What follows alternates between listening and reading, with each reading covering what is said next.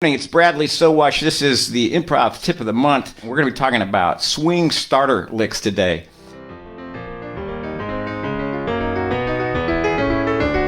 Now I'm just jamming a little bit, give everybody a chance to twiddle their cameras, adjust their volume, pour that second cup of coffee.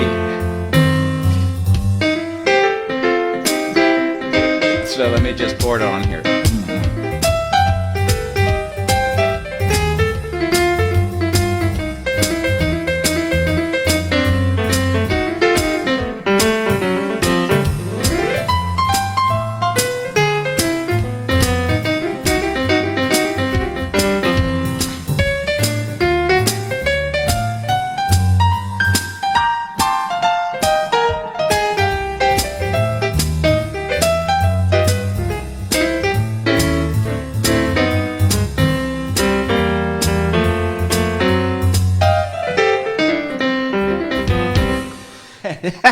I just noticed I have two cameras running. I was wondering which one to look at. It threw me off there. So I'll look at both.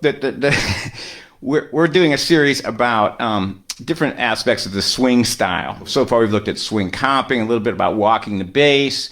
We've looked at swing rhythms, and today we're going to look at swing starter licks. Every improvising musician draws from a mental list of favorite melodic snippets to mix with more spontaneous ideas. Over time, this process of personalizing becomes a bag of tricks, right? And in time, that bag of tricks goes even further to become an individual style. And that's how you can recognize, how somebody is playing right away. You pick up their particular twist on some of these common licks. So in this live stream, I'm going to share some starter licks for you to customize on the next step of your creative music making journey. And I'm going to do that in three ways. We're going to start with licks by the number of notes in them, starting with 2-note licks, 3-note licks, 4-note licks. And then we're going to look at some rhythmic strategies to sort of morph those licks into stretching them into getting a lot more mileage out of them. And then I'm going to show you how to move from a simple idea to an interesting idea. We're going to do that all in 30 minutes, 3 parts here. And so let's get started. The first part we're going to do is called licks by the number of notes, right? So let's look at 2-note licks. I'm going to use here as a basis just like a C6 chord, although I tend to wander around a little bit. But let's just say we're looking on a C6 chord. So the notes in that chord, let's make it even simpler. We'll just call it a C chord. The notes in that chord are C, E, and G. So when we're looking at just an idea, what do we play? What do we start with? The easiest thing to do is play a couple of chord tones, the notes in the chord, C, E, or G, right? And so we're going to take any of those 2 notes and do it in a kind of a swing way. So I'm going to play, in this case, C, E. Let me set it up first. I have this bass part here with a little bit of cymbal on it. And I also have some foot percussion rolling around here underneath. So let's just set up a little bass here.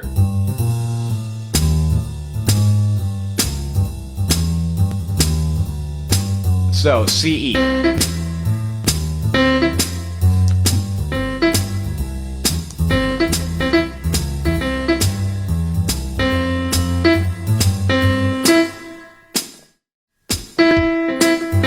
Okay, now we could play E, G instead,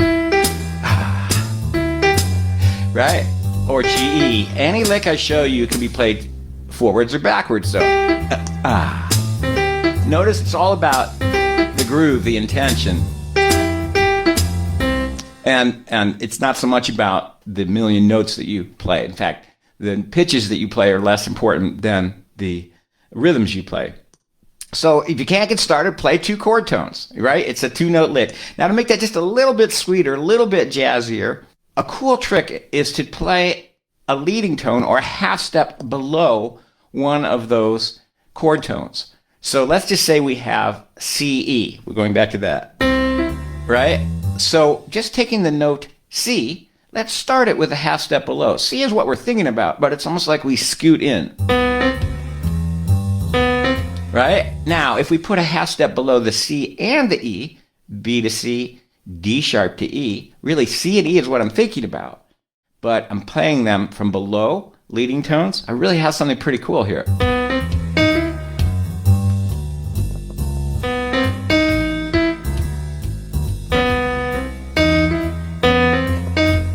Right? Now, let's do that on the G as well. So think to yourself, what's a half step below G? C, E, and G. So we can use an F sharp. So we're going to come into those notes from below, but we aren't really thinking about the below notes as having any kind of theoretical basis or chord or anything. We're just thinking of it as a sliding in note. Sort of like if it went like this. Right? So on the G and the E, might sound like this. Okay, if we did all three of those, I just thought of this. Let's try it. C, E, G, coming to each from a half step low. Whoa. All right, so those are 2-note licks. Just take 2 chord tones, play them together, or if you like, proceed 1 or both, or 3 with the half step below. So, Diana says, leave it to you, Bradley. Can make 2 notes sound so good. Okay, so let's go to 3-note licks now. We just did 2-note licks. Let's look at how we could use that. And actually, I kind of spilled the beans already because we did 3 chord tones already. So you could just play all 3 chord tones. You think that's silly? Right? That's a silly little lick. Why is he showing this? It's just chord tones. How interesting could that be? That's just he's holding back on us. He has jazz secrets he's not sharing because really everybody knows that 3 little chord tones can't be anything, right? Okay, so let's just consider that for a minute.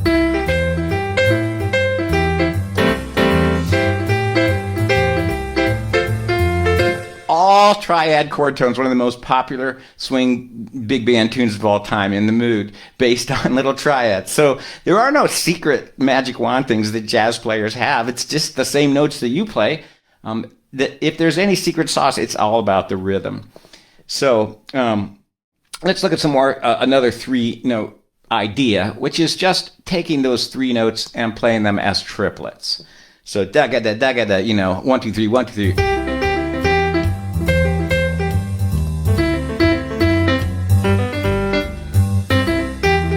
So thinking about that, we don't always play do ba do ba do ba do, but sometimes da da 1 2 3 1 2 3 1 2 3 1 2 3. So 3-note licks can be just the same thing as the 2 notes. They're based on chords, and of course we can stick in the leading tones as to that as well. So if we play E, D sharp, E, and G in a triplet. Now we just use the leading tone, 2 chord tones. We did it in a triplet feel, and it sounds wonderful. It's nothing fancy. So let's look at 4-note licks now, some 4-note licks. One just good pattern that seems simple, but everybody plays it. In fact, it was a favorite of John Coltrane, the mega saxophonist who was known for his sheets of sound. He liked to use this pattern, and when he moved it around at the speed of light sometimes, which is simply 1 2 3 5, or root, 2nd, 3rd, and 5th of a chord. So if we take a C chord, C, D, E, G, it seems simple, but you can do this on any chord. So 1 2 3 5. Let's say we have a more of a heart and soul progression, like C, A minor, D minor, G, C, A minor, D minor, G. And by the way, the real heart and soul is a D minor, not an F, for those of you who may be wondering about that variation. So if we just play 1 2 3 5 on each of those, C, D, E, G, and on the A chord, 1 2 3 5, or root 2 3 5, A, B, C, E. The D would be D, E, F, A, root 2 3 5, and the G would be G, A, B, D. So it's just a chord with a note between the 1st and 3rd. Almost. Let's try this. Let's try. Notice I change it in the end for variety.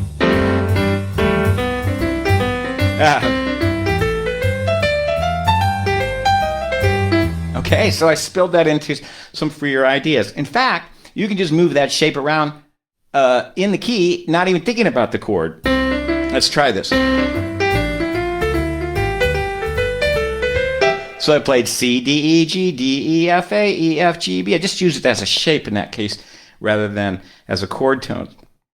So another thing you could do on 7th chords is take it clear up to the 7th, root, 3rd, 5th, and 7. Let me go ahead and change the groove here a little bit. Let's do A minor 7. The notes are A, C, E, G. And D7. D, F sharp, A, C. Let me just see if I can set that up.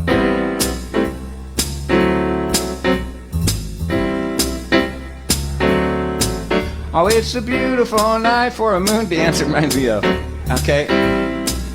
So, chord tones. We're just going to play the chord. A, C, E, G, D, F sharp, A, C, and that becomes the basis of our lick.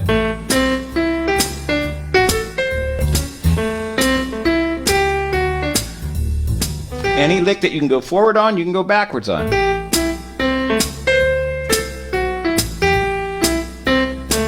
Now, if you use some inversions, so they aren't in root position, we really can just play A, C, E, G, A, C, D, F sharp. So without moving our hand very much.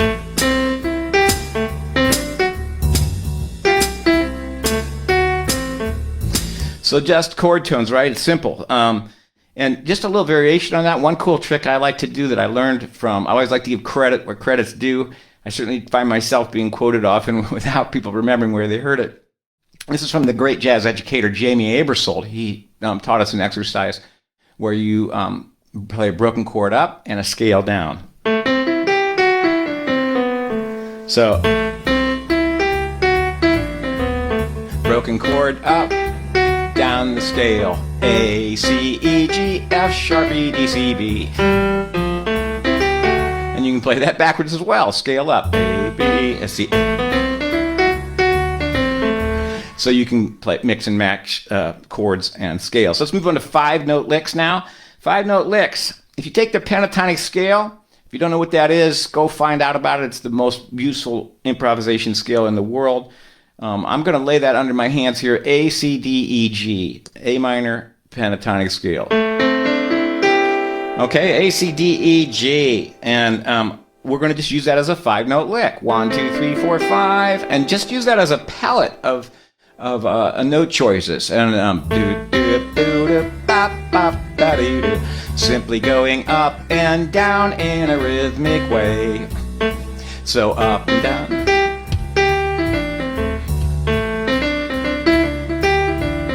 I know that was longer than a 5-note lick, but get your hands and head around those 5 amazing pentatonic notes. And here's another 5-note lick. We're going to take that leading tone and take the triplet up to the 7th. So before we went A, C, E, G, that was 5. We just talked about that. Let's start on that leading tone below the A. G sharp A, C, E, G. Now we have a really jazzy sound.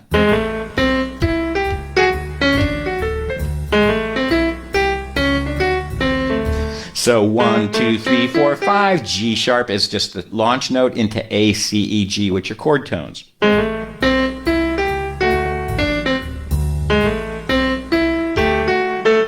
Okay, let's go to 6-note licks. The 6-note licks, we want to think about blues scales. I did a Limprov tip of the month last month about the other blues scale, so you may want to review that. But we could take the bright blues scale, or often called the major blues scale, and the blues scale, or the dark blues scale, sometimes called the minor blues scale, and mix those up. So let's, in this case, I'll use the minor blues scale. A, C, D, E flat, E, G, A. Just working that scale. 1, 2, 3, 4, 5, 6. 1, 2, 3, 4, 5, 6. A, C, D, E flat, E, G. And if you want to stick an A on top, you can. So what was that? Up and down the scale. That's all it was. Why is it cool? Because it's rhythmic.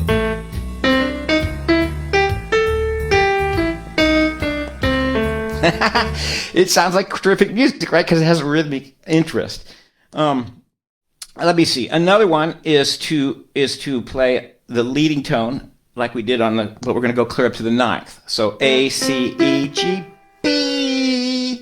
Now we have 1, 2, 3, 4, 5 notes, but we're start on that leading tone, G sharp. G sharp, A, C, E, G, B.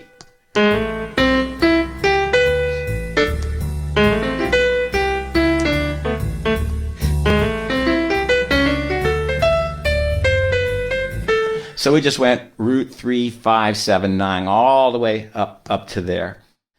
So those are some that'll get you going on some licks that are based by note. In a minute, we're going to look at rhythmic strategies, and I want to remind you that I'm Bradley Sowash. And if you're just joining us, we're talking about starter licks in the swing style. Let's get back to the strategy at hand today, which is rhythmic strategies to make your licks, your starter licks, pop a little bit more. And what you want to think about with that is that you don't always have to start on beat one. So let's just say we're taking, a simple little lick that were like we did earlier, D sharp E. So we could put that anywhere we like. You could start on and one before the music even starts. I'll show you what I mean. 1, 2, 3, 4. 1, 2, 3, 4, and 1.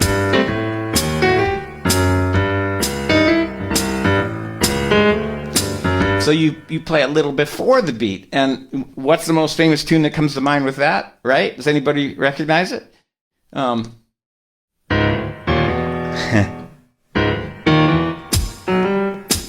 Why is that so cool? Because Henry Mancini started that E. It's just an E, the root of the chord. How could be more boring than the root of a chord? But he comes into it from the leading tone, which he starts a little before one. So moving the rhythms around makes a huge difference.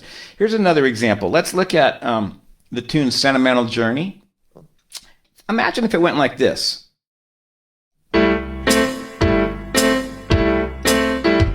Pretty boring, right?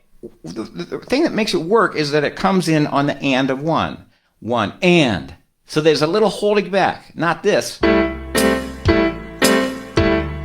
this. One. One, and. And so, just starting in different places. Let's think about this. What if we started our tune on beat 2? We didn't even do anywhere near beat 1. Well, that would be silly. That would never work, right? Here we go. 1, 2, 3, 4, 1. The most probably played jazz tune of all time is When the Saints Go Marching In. It starts on beat 2. It holds back. It wouldn't work if we did this. 1, 2, 3, 4. I can't even do it. It has to start on beat 2. Let's think about a tune that starts on the and of 2. 1, 2, and. 1, 2, and. Right there. 1, 2, and 3. 1, 2, and 3. Autumn Leaves. It starts on the and of 2. So take your simple idea that we've looked at already before. Let's start on the and of 2. 1, 2, and 3. 1, 2. That's not really swing, but stay on.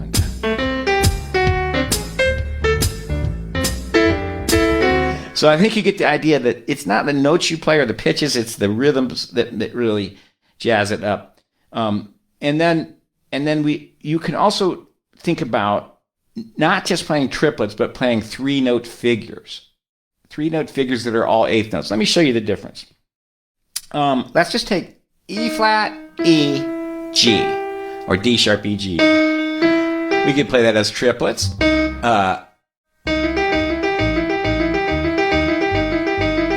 Which is wonderful. Here's another thing you can do, though, is play them as eighth notes, but they're 3-note figure.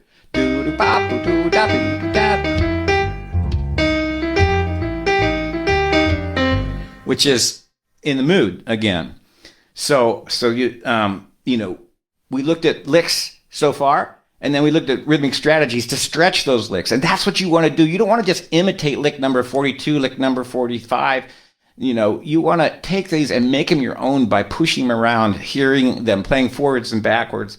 These are starters. You have to run with them a little bit. Again, if you're just joining us, I'm Bradley Sowash, and we're talking about starter licks. Because this gets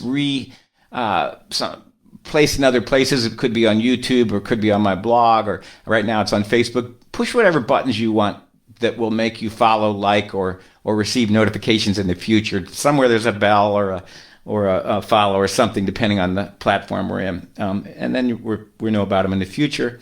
We're going to do one more bit here. I'm going to show you how to move from a simple lick to one that has more interest. We can already guess it's to add a lot of rhythm to that.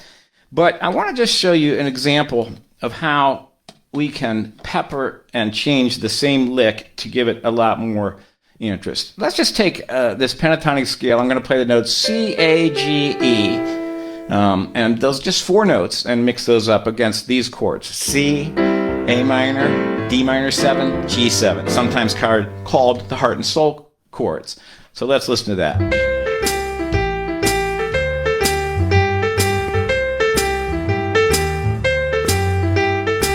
Now, a lot of, I would call them the word sophomoric, sort of intermediate jazz players who start to get a pretty good grip on their improvisation have a tendency, especially on piano, to play too many notes without ever taking little breaks. Imagine you're playing trumpet or saxophone or something. You have to lick your lips and take a breath now and then. And so that's going to force you to use more rests. So if we take that same idea, let's hear it again. And yes, I'm reading because I want to make sure the teaching comes across. Let's take that same lick and pepper it with rests, not starting on 1, starting after 1. Let's see.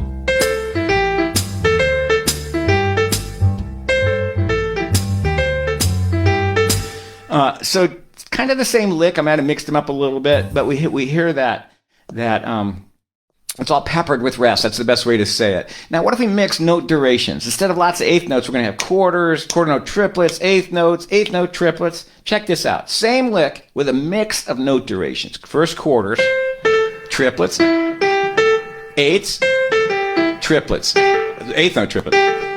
Let's listen to that. Triplet, eighth, triplet.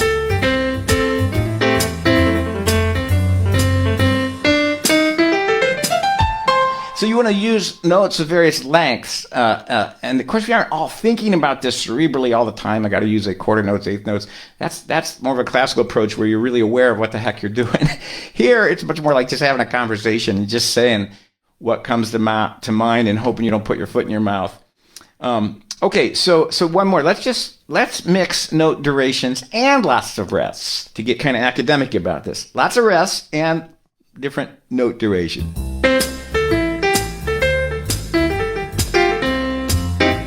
Let's do that again. And 1 and triplet.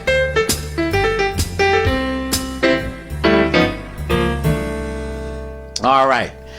So that brings us down to the end of what I wanted to share with you today. What we covered was that we looked at some starter licks and showed how simple they can be. We thought how rhythm was really more important than notes. And we thought about different note durations and rhythms and taking a simple idea and stretching it into more.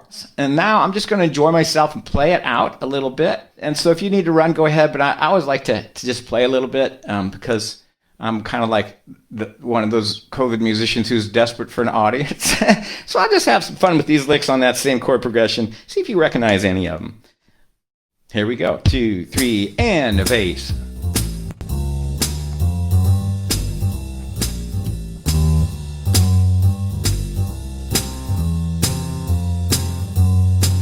Good time to come in. 2-note lick.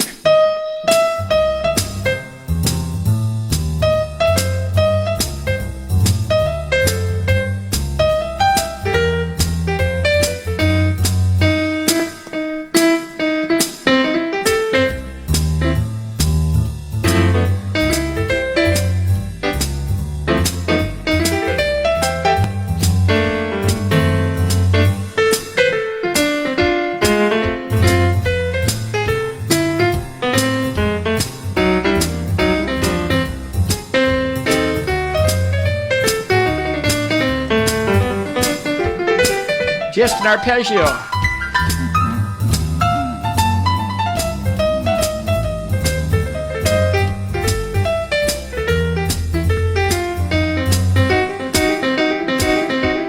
Ha!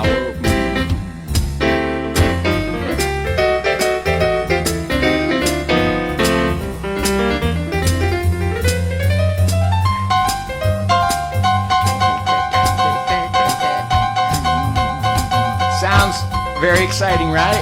3 notes.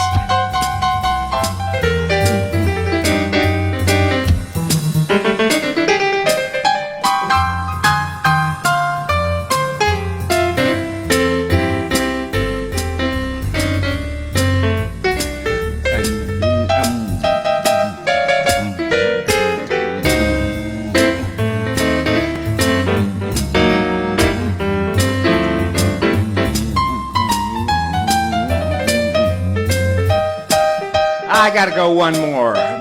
Bow wow, hooking it to my voice. Do ba do boo ba da bee doo da, boo ba doo dee da ba doo bop.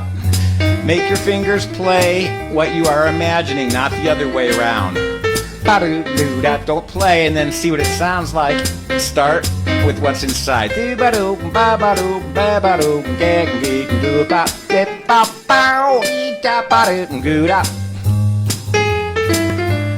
Boo da doo boo bee ba. Ba boo. Ba doo doo da ba boo ba ba ba ba ba ba ba ba ba ba. One note lick. It doesn't have to be complicated, it has to be interesting. Let's take it out. Oh, yeah.